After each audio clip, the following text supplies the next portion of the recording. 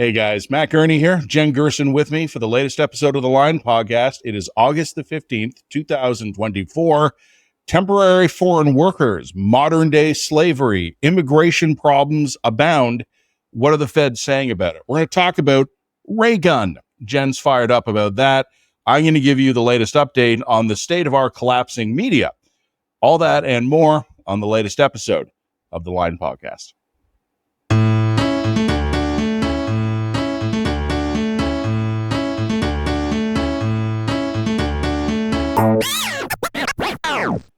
Well, Jen, you are fired up about immigration issues, so I think I'm going to largely let you handle that. But I do want to mention right off the top, many thanks to the listeners and viewers for their patience last week. I did a Windows update on my computer before the last episode, and it completely scrambled my audio settings. And we thought it was my microphone. It wasn't. It was the computer. And my microphone levels were all over the place. So that was a frustrating an hour-long podcast. Took us 2 hours to record as we tried to figure out what's going on. Should be sounding good now. Beg the listeners and the viewers' indulgence for that. Every day is a gift. So, Jen, you're fired up on immigration. Is immigration currently a gift for our federal government? Immigration is probably the shittiest of all gifts for the federal government at the moment. Firstly, before we get into this, I think that we need a little bit of background information. And because you're in Toronto, I'm going to flip to you for the background information. There was an ISIS terrorist plot that was foiled in Toronto. And I admit because I was in Toronto, I wasn't paying that close attention to it. But it leads into the conversation around immigration. So could you just explain to our lovely listeners WTF happened on that front? To the extent that anyone can, yeah. And shout out to Global News. They've been kicking ass on this one. A couple of weeks ago, the RCMP raided a hotel in Richmond Hill, Ontario. That's the town I grew up in, just north of Toronto. And I don't mean just north in that GTA way that could encompass like 1 billion miles. It's literally the jurisdiction on the other side of Steeles Avenue. So it is right there in the heart of the 905. It's where I grew up, and you can see downtown from the hill in Richmond Hill. The RCMP raided a hotel there and made 2 arrests. They report that the men were planning a mass casualty terror attack in Toronto.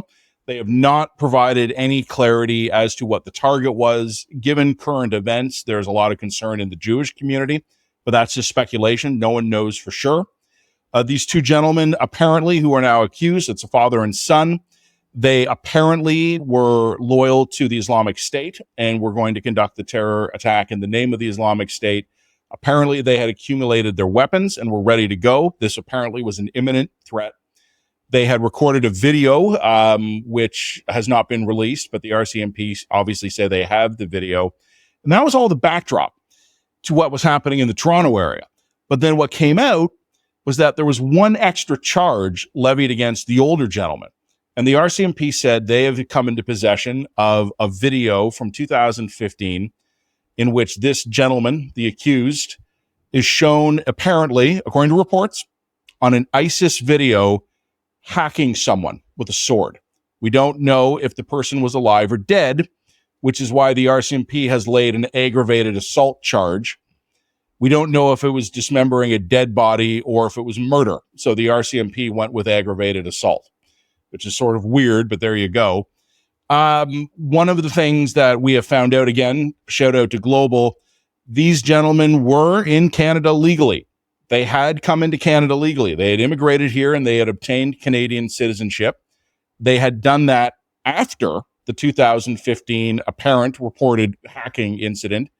And according to Global this week, again, great work by them. The information apparently came to us from France. They're the ones who found this out and they tipped us off.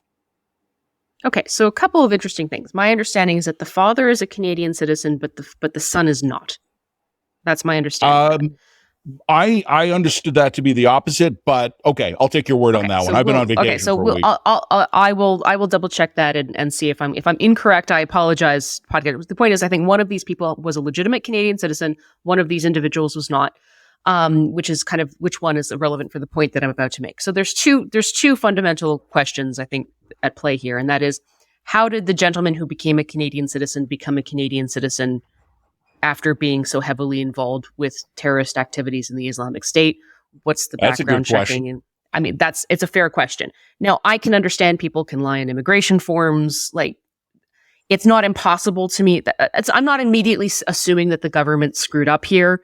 It's very possible that he came in here fraudulently, or he lied, or he just, wasn't on the radar for whatever reason. So this might be a government screw up, or it might literally just be, they process God knows how many immigration applications per year. One fell through the cracks. Okay, fine.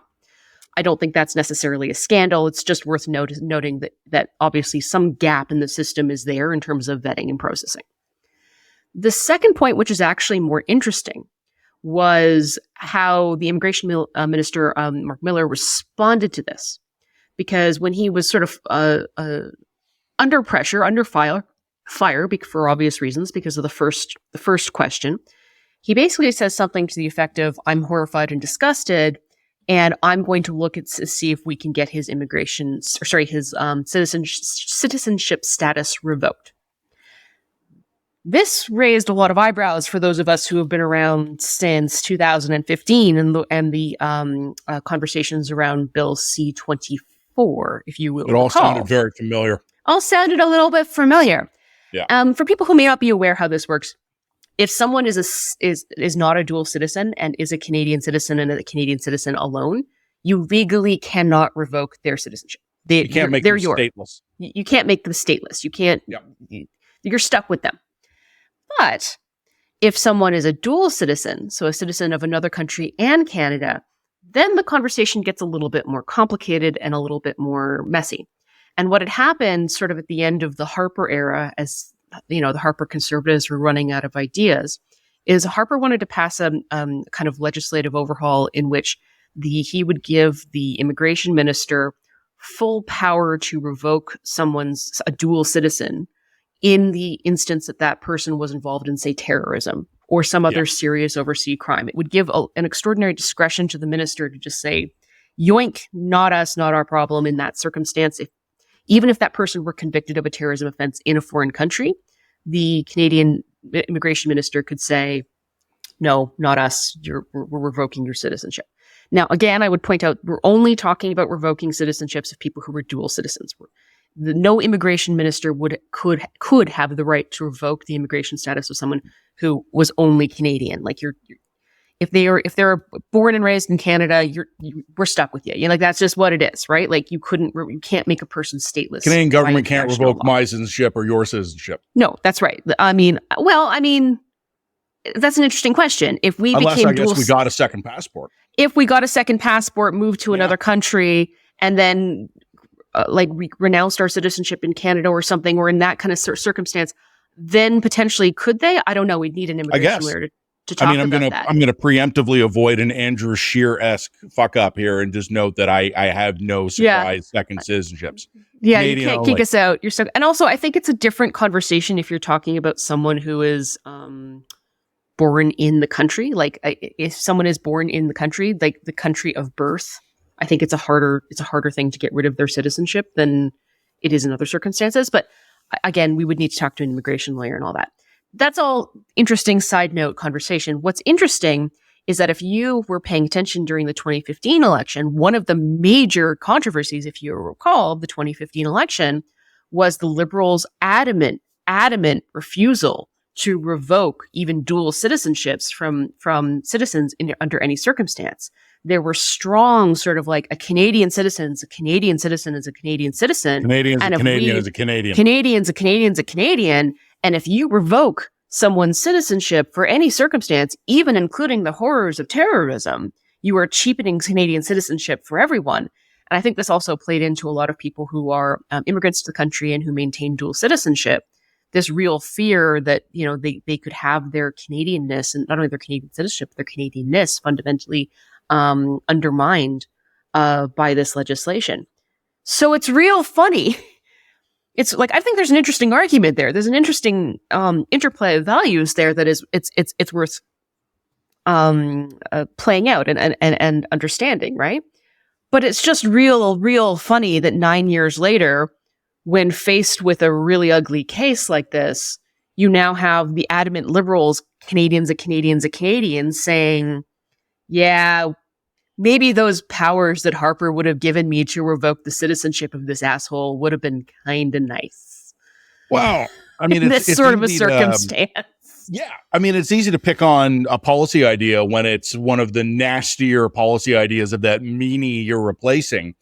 But now Mr. Trudeau and Mr. Miller, the citizenship and immigration minister, they have accused Islamic State terrorists that got in and got citizenship on their watch. They have no one else to blame here. And I did see a Liberal MP at one of the committees tried to deflect this and said, oh, the Harper era cuts left us with such gaps in our no one's gonna buy that. That's dead on arrival politically. So now the option to look tough on terror and revoke their citizenship or his citizenship, depending, all of a sudden, there's been a bit of a change of perspective on that one. Well, and also, can I also say why I think that particular excuse is totally egregious? And that is, since 2015, our annual immigration and temporary foreign worker, a permanent, non-permanent resident, has radically skyrocketed every year since the Liberals took office. The Liberals have adopted a policy of radical immigration increase in order to mitigate for economic and labor needs under their watch. So you can't say, well, we couldn't have processed this appropriately because Stephen Harper made massive cuts to our immigration processing system. Oh, but despite those cuts, we've also radically increased the number of people coming into the country for the last 9 years. That's straightforward bullshit. So I don't know. It's definitely a hypocrisy worth pointing out.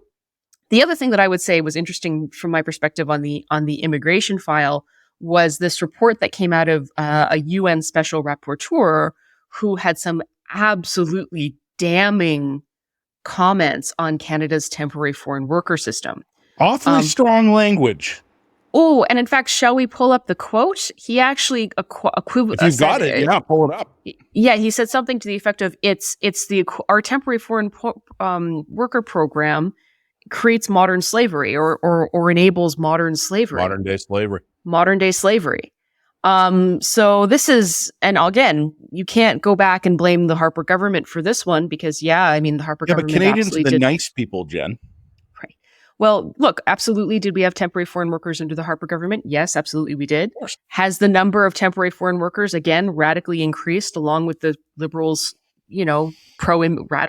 radically pro-immigration policy? And I call it radical because the numbers are radical. I'm sorry, they are.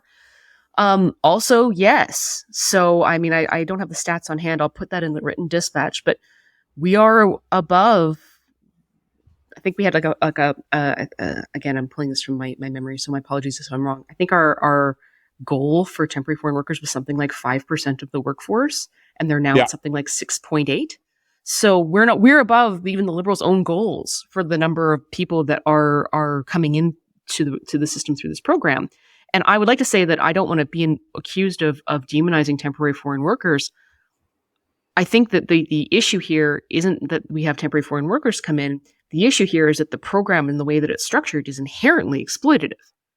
That's my issue, is that it creates a system whereby people who are trying to find entry-level or low-wage workers can bring in foreign workers, which artificially suppresses the wage potential, wages of the people who are here. So it's a wage suppression mechanism.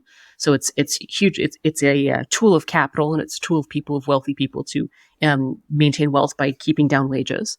I think it's also hugely exploitative in the sense that actually, one of my major problems with the temporary foreign worker program is, one, if we're bringing people in, they shouldn't be temporary. We should be bringing them in as full citizens and giving them the full rights of full citizenship. But one of my major issues with it is that for the most part, I know there are exceptions to this, but for the most part, the program operates on a closed permit system. And I lived in the UAE for a couple of years, so I actually also have previously worked under a closed permit system. And what that means is that the employer owns you. Oh, yeah. Because you can't just go find another job. You can't just say, oh, this employer is being an asshole to me. I'm going to go find another employer that might pay me better or treat me better, because your entire existence in that country is inherently tied to that work permit. It hinges on that work permit. So there are ways that you can sort of try and bureaucratically finagle your way out, but they're not easy to navigate, particularly if you're an English as a second language person or an immigrant person who doesn't have access to the kind of legal benefits that someone like you or me might have. And I think that the second you create a closed work permit system, you are baking exploitation into that system. It's a huge issue. So anyway, one of the things that the UN Special Rapporteur brought out was not only is it poor treatment, poor wages, being asked to do managerial jobs or overtime jobs without extra compensation, which a Canadian citizen would have rights to complain about. But we're talking like sex trafficking. We're talking about physical, emotional, and sexual abuse of employees is what can happen under these kinds of work systems. And you, as the worker in these traps, have very little recourse. I mean, are you going to go to the police? But the police is going to shut down your employer, and then what happens to you? What's then the you leave the country because your employer's shut down. Yeah, exactly. So it's a really, really nasty thing, and the really nasty thing that we've set up that I think creates the potential for terrible conditions for the workers we bring into the system, obviously, as this UN rapporteur points out. But it's also not great for the Canadians who are then outcompeted out of low-wage jobs, right? Because the system brings down the wages for the existing Canadians who are here. And I think you're starting to see this now in statistics for youth unemployment and certain kinds of entry-level and low-wage unemployment. We're bringing in huge numbers of temporary foreign workers, even as the things like youth unemployment skyrocket up.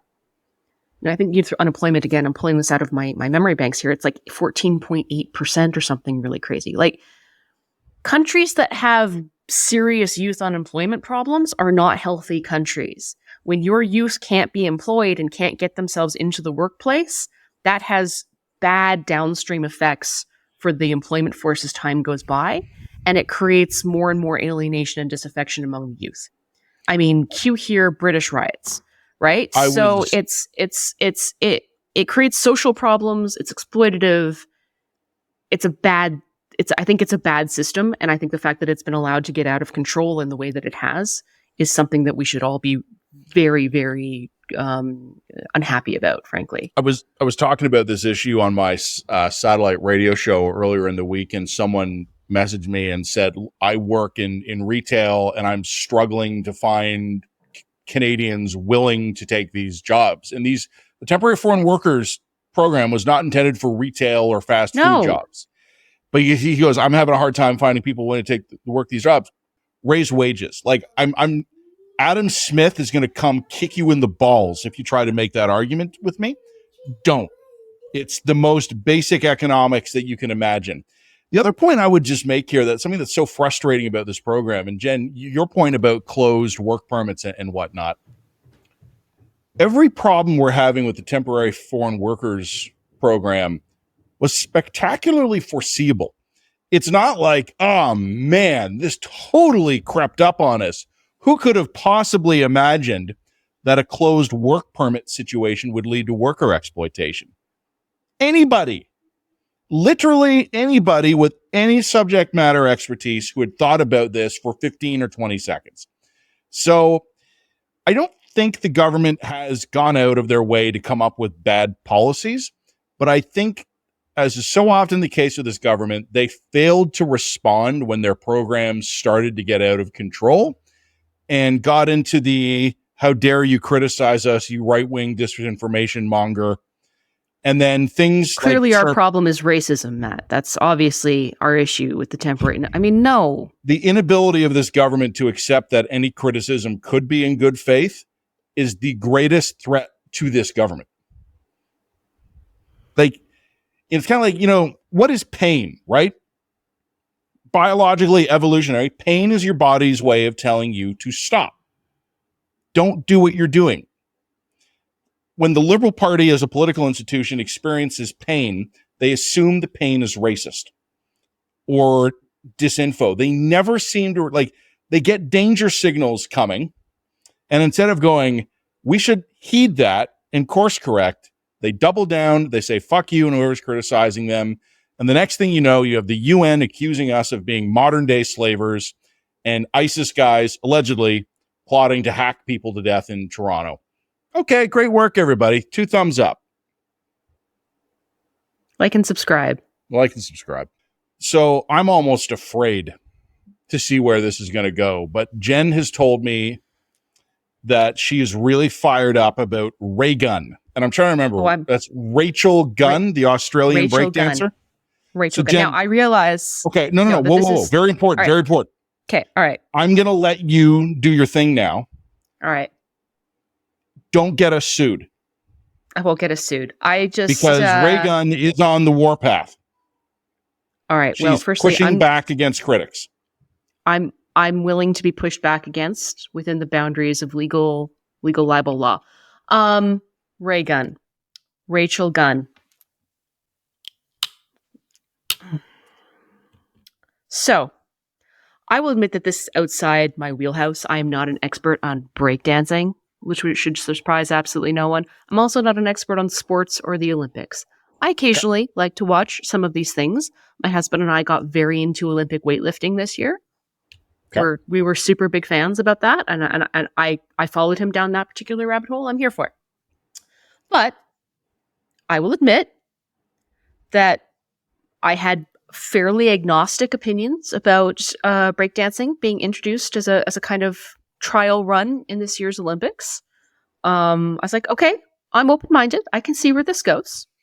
There's lots of other Olympic sports that are kind of artistic or dance-based. So gymnastics, for example. So maybe there's some cool stuff going on here.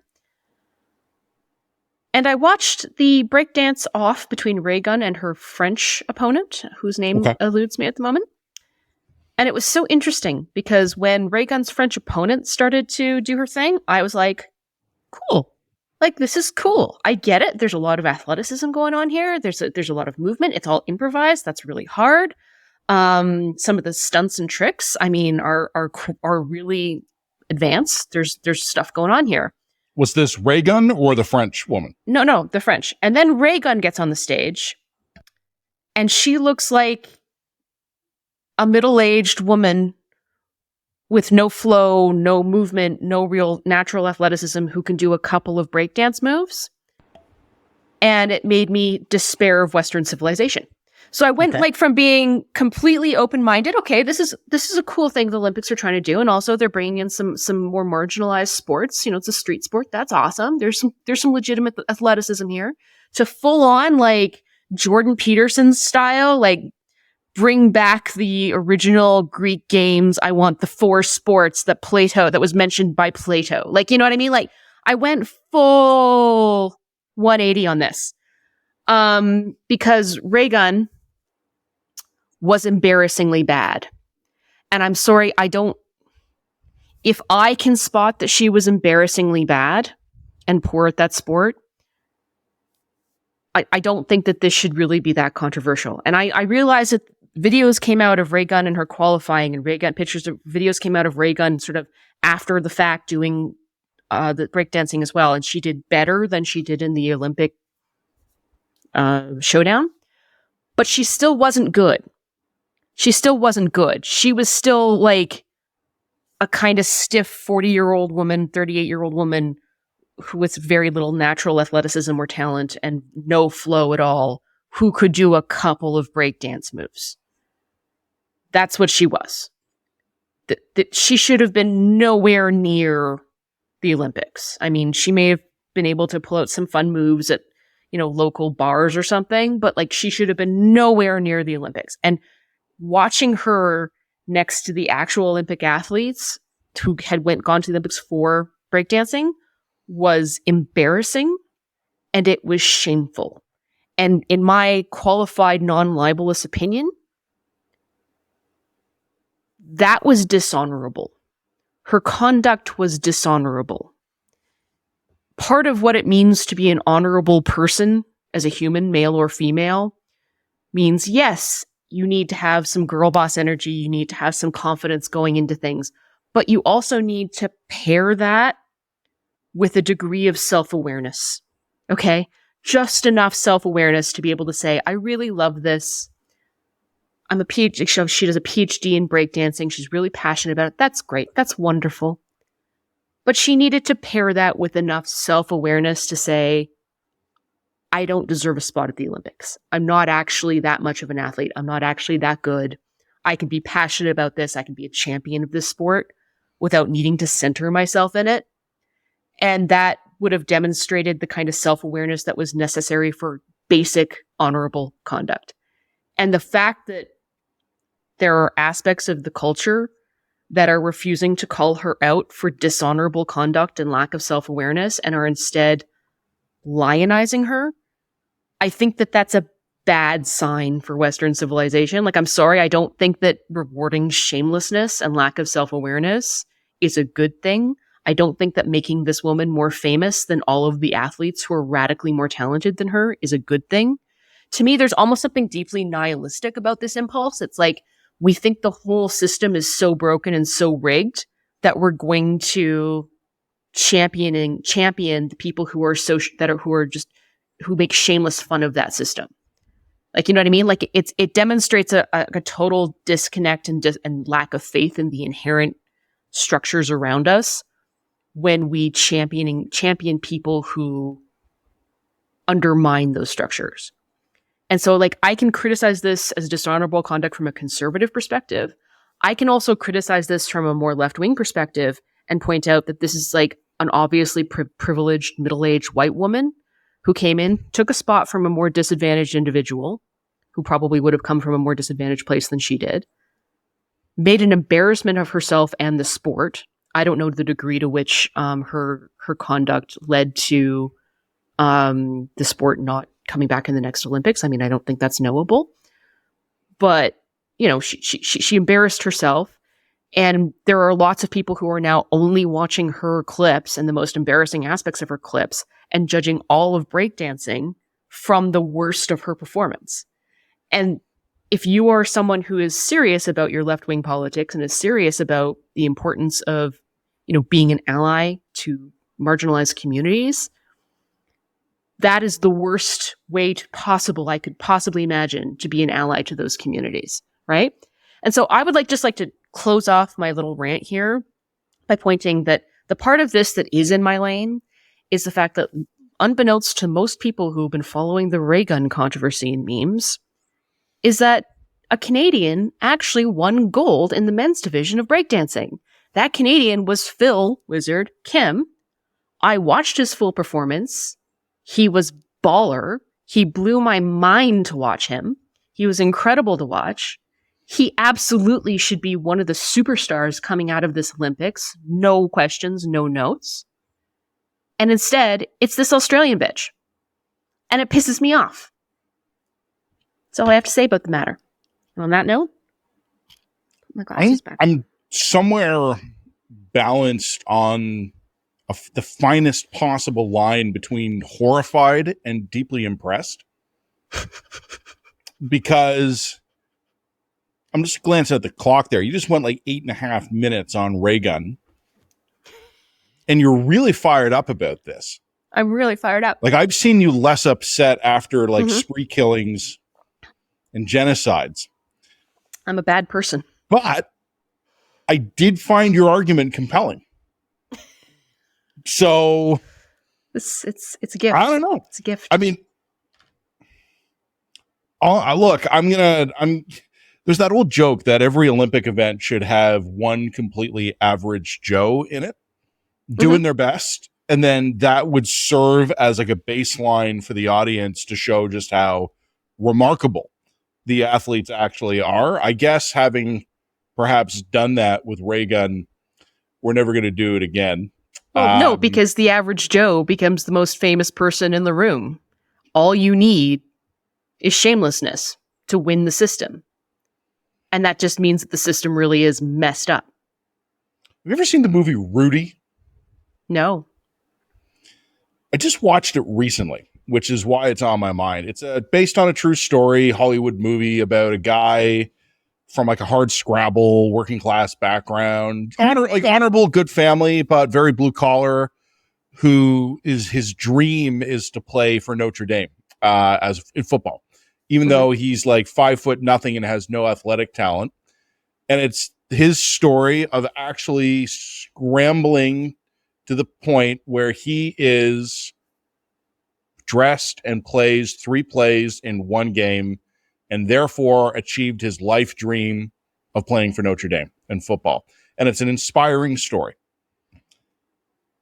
I wonder if in 50 years they're going to be making Raygun. It's going to be the inspiring story of how Raygun challenged conceptions. Our podcast might end up getting clipped into it as part of the opening montage of the establishing the adversity Raygun had to encounter. Okay, I don't know. Is Rudy an inspiring story? Because I mean, you know what this reminds me of? This reminds me almost of like, you know, Disney's Wish, this whole film that Disney did about Wish. The premise of this film is that, you know, evil leader of enchanted kingdom takes everyone's wish, and then he sort of selectively grants some of these wishes and not other of these wishes, and therefore he's the villain. And the protagonist in this film goes off, and her story arc is to liberate all these wishes. And the problem with this mentality is like we've so ingrained this idea that just because someone has a lifelong dream, that means that that's an honorable thing, even when that lifelong dream is out of alignment with your actual skills, talent, or work effort. That's toxic, man. Like, everybody's got a dream. Not everybody is actually meant to achieve that dream. And one of the problems with the plot lines of the word risk is that it's not villainous to say this wish and not that one. Because if you were to grant literally everyone's dream, you probably couldn't have a functional society. Because, you know, some asshole's got a dream to, you know, be terrible and exploitative and evil. Some person's got a dream that would alter the laws of physics. You know what I mean? Like you have to operate within the operating system that you're in, man. And that means that not all dreams get granted. Not all life ambitions are noble. Not all life ambitions are good. Not all life ambitions take us to the place where we're actually meant to be. And maturity is coming to terms with that. And the fact that we have as a society just can't come to terms with that reality means that we're sort of staying in this place of stunted maturity. Stunted growth. It's a place of perpetual immaturity, right? It's childish. And we're championing this childish, selfish woman as if she's a hero, and she's not. She's just not. And that bugs me. It bothers me. I think it's immature. I think it's juvenile. I think there's something wrong with us that we do this. A really shitty thing I've had to do in my career, and I'm obviously not going to go into any identifying details here, was being the guy in a room with other senior people saying, we have to let this guy go. And the reason we have to let him go, because he's bad. He's just not good at his job. And he's very earnest and sincere and hardworking and decent, but he's terrible. And he is deeply emotionally invested in the job, and it's going to hurt him when we let him go. But we have to. And one of the things I said to the other guys on the call was, at a certain point, our obligation as managers, as leaders, is to do no harm. And we're hurting this guy by allowing him to think he has a shot at further advancement, and he doesn't. And we're hurting the other people who have to now work with him, and he's incompetent.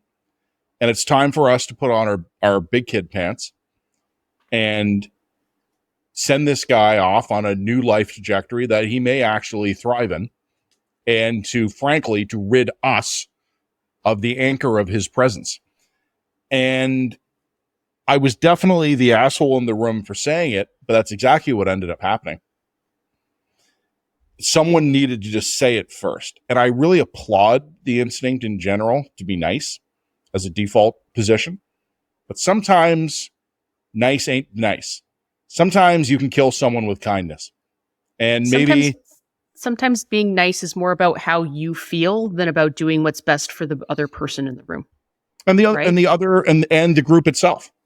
Yeah, the group itself. It's about, we would rather believe ourselves to be nice people than to do the thing that is actually responsible, mature, and appropriate.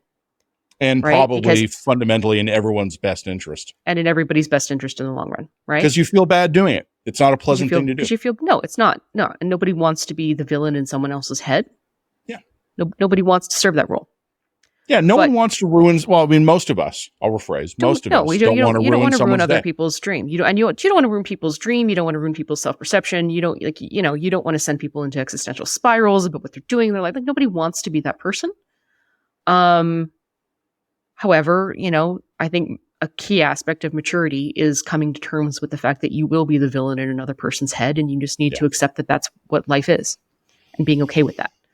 And it's tough. It's really shitty. It's really hard. But what do you do? Like and subscribe. Let us be the villains in your head.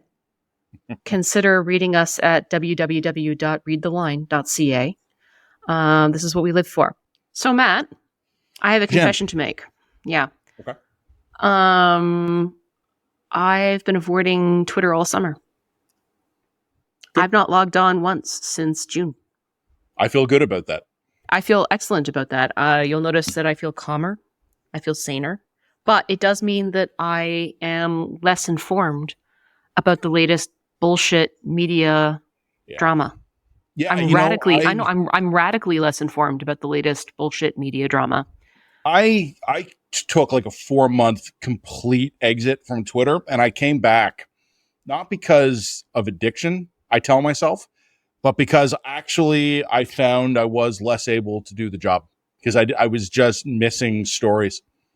And some of them were bullshit scandal du jour stories. Some things were real. And I got tired of random people I ran into while walking the dog asking me what I thought about news events that I didn't know about. So I'm back on Twitter.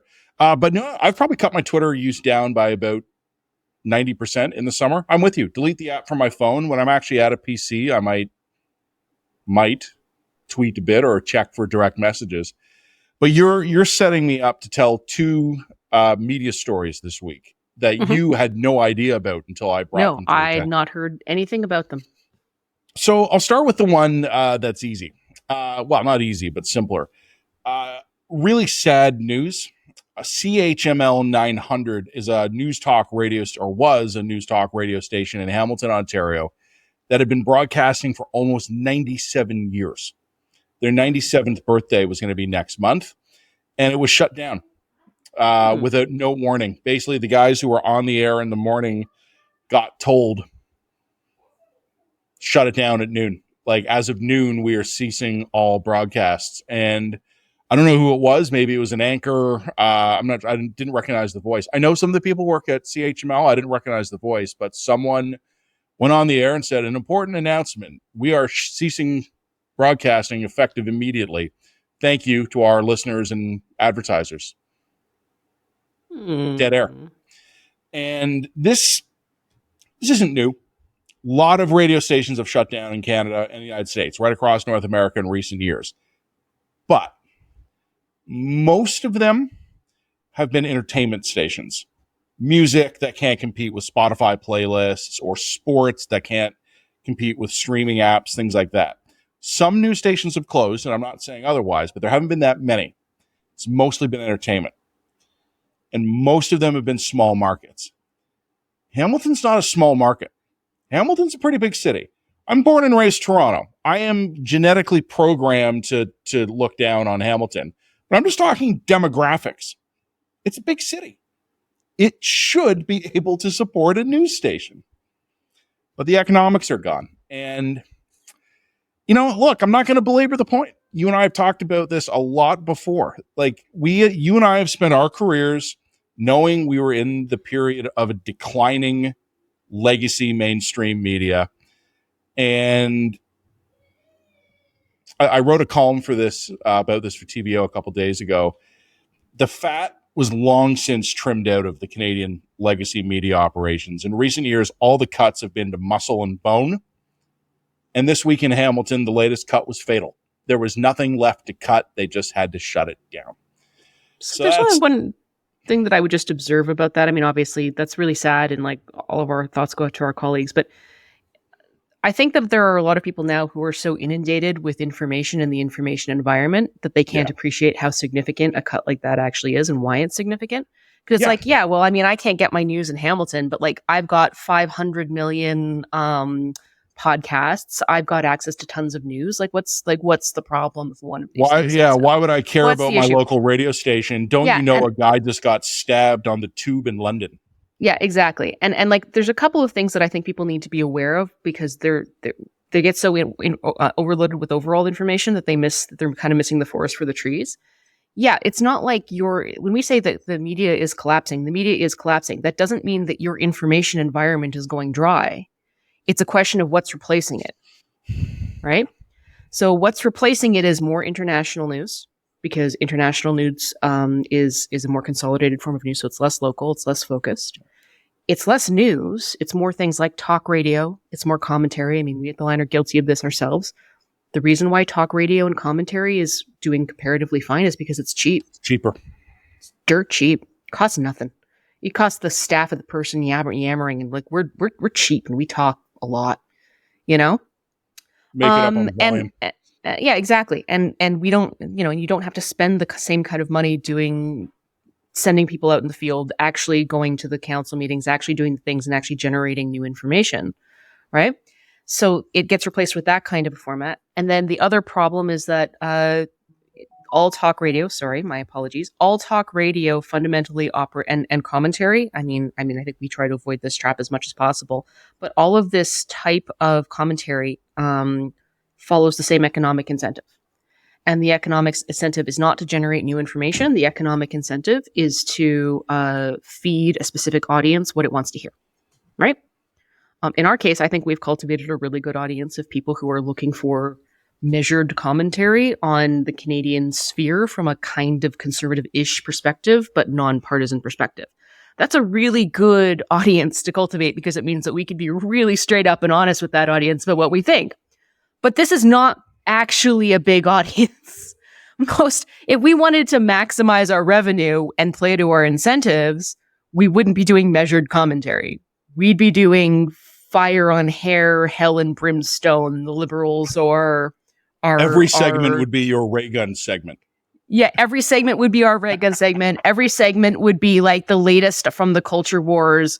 Every segment would be I react Trudeau to crazy has destroyed Canada. And next, trans athletes.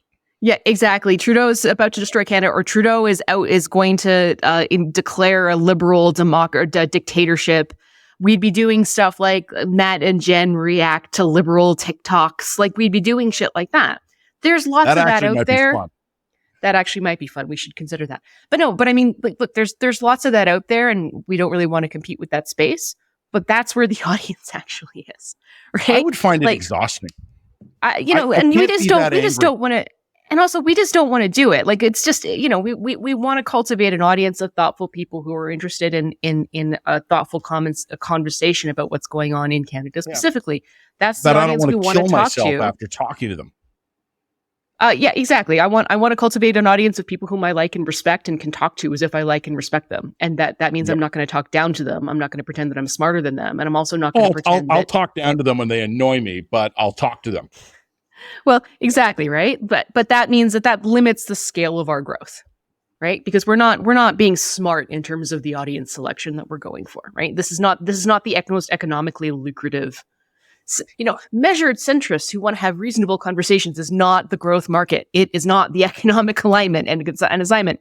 And also, I think you and I would like to do more reported pieces and stuff like that. That costs travel costs. It costs money. It means getting us out there. It means taking time off to do other kinds of work to do that kind of thing, right? It's intensive. It's resource intensive.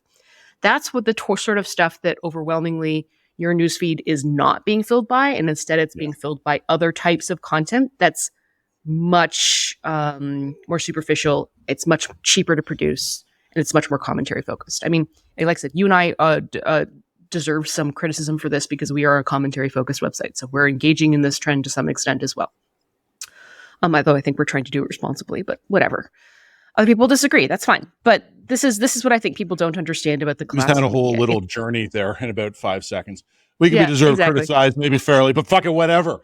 Yeah, fuck whatever. We're just still doing our shit. Yeah, there you go. But I mean, like, look, this is I think that people don't understand because they say, well, the mainstream media is collapsing, but my information sphere is still chock full of content, right? People are getting dopamine hit that simulates consuming news, Right. You know what they're doing? They're eating empty calories.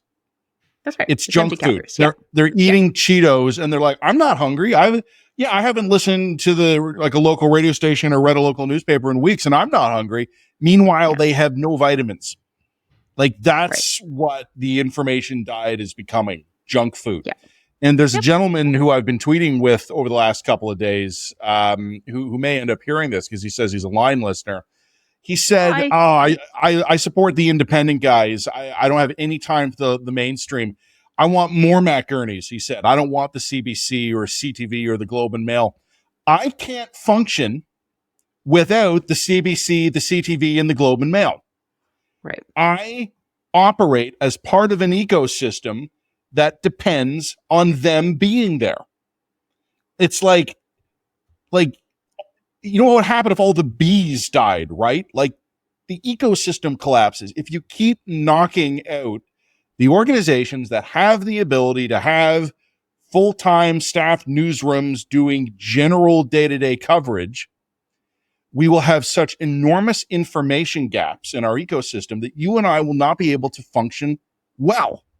Which is part of the reason why we would like to continue to expand the line so that we can do some more investments in that kind of original reporting and do our part. We're future-proofing ourselves because we're looking. Exactly. That's right. Again, I'm going to stick with the empty calorie analogy, right? We want to start growing our own food because we're worried that all the supermarkets are closing. Yes, like we're going to create a little juice state. You know what I mean? But no, so on that note, please go to www.readtheline.ca, and subscribe, give us sign money. up, and give us a couple bucks if you can, because we're almost at the point. I think we're almost at the point now where we can actually start expanding into some more reported stuff. But we're really, really close. But no, I mean, we want to be part of the solution to these problems, not part of the problems, part of the the problem to these problems. We want to be, I'm really articulate. I mean, this is what you're here for, like top notch. Yeah. Jen's making the call for money exactly as she becomes completely incoherent, and I'm sweating in a sauna, but you know what? We are dedicated to our craft. Also, it's August, like 7 people are going to see this. So, all right. I want to end on another media note.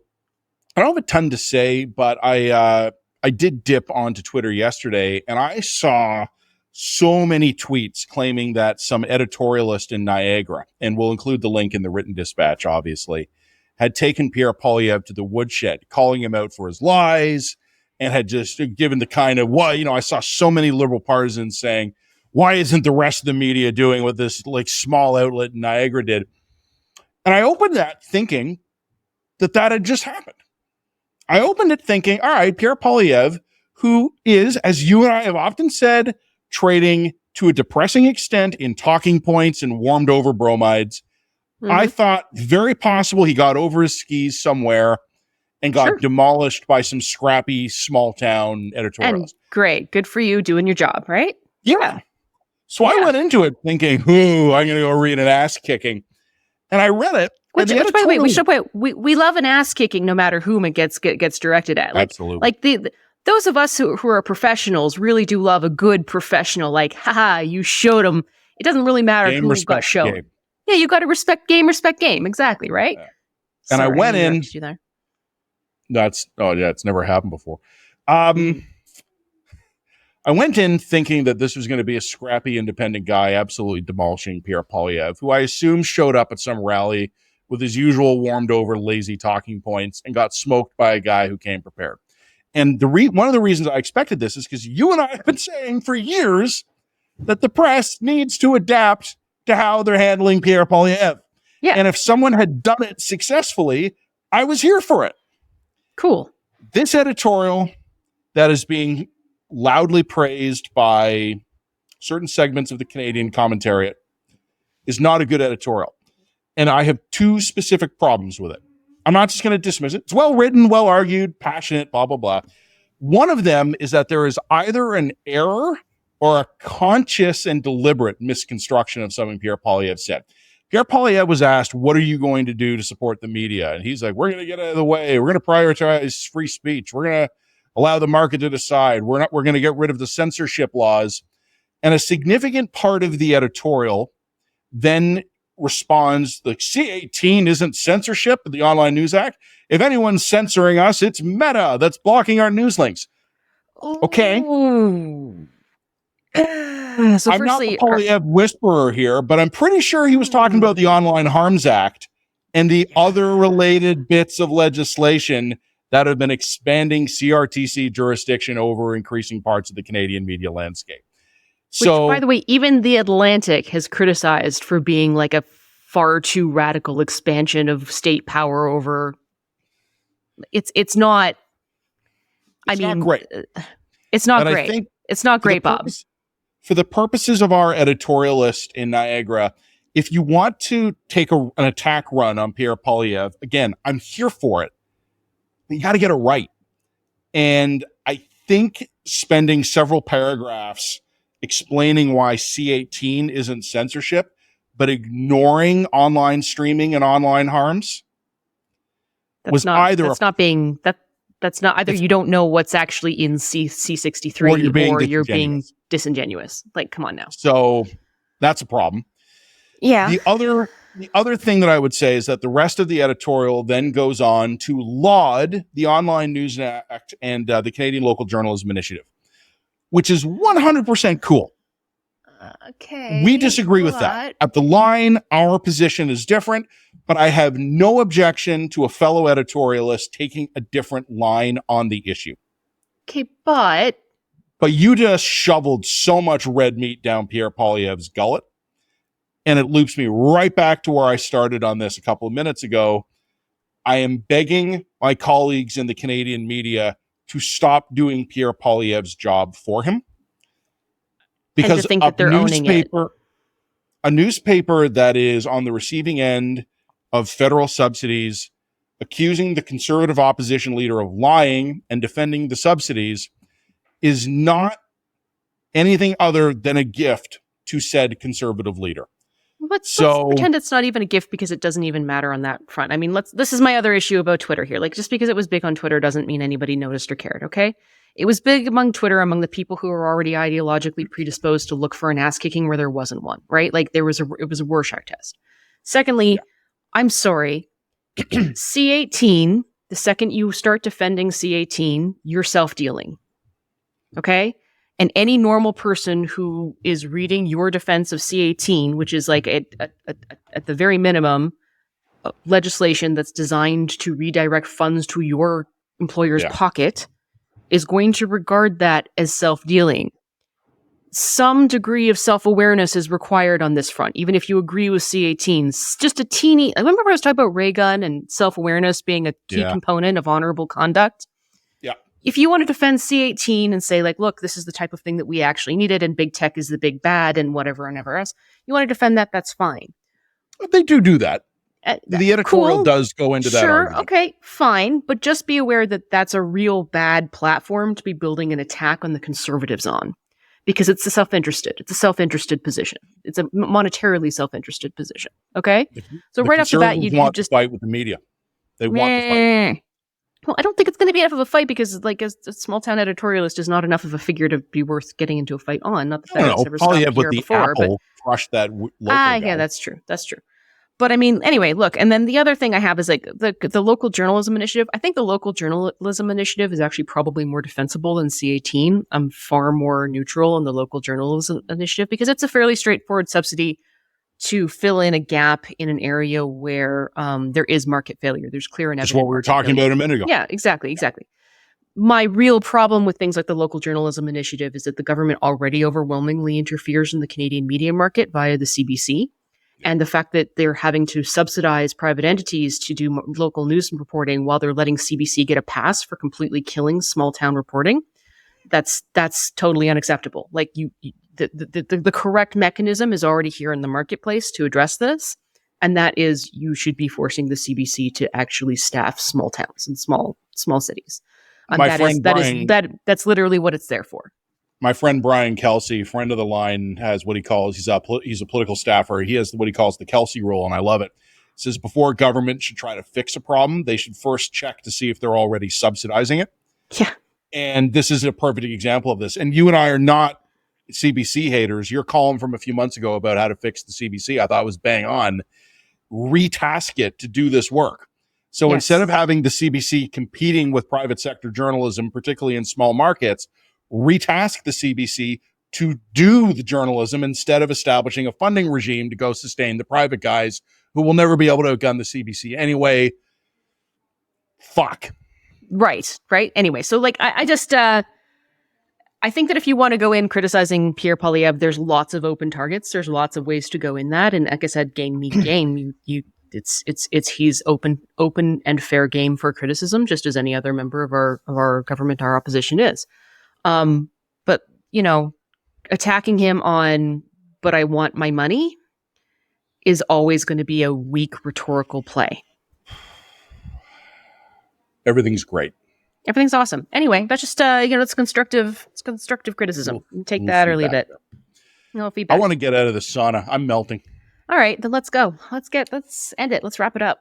Like and subscribe. We love you. Give us money. Please. Money, please. Money, please. Okay. All right, Thanks, bye. Jen. Have a great weekend, everybody.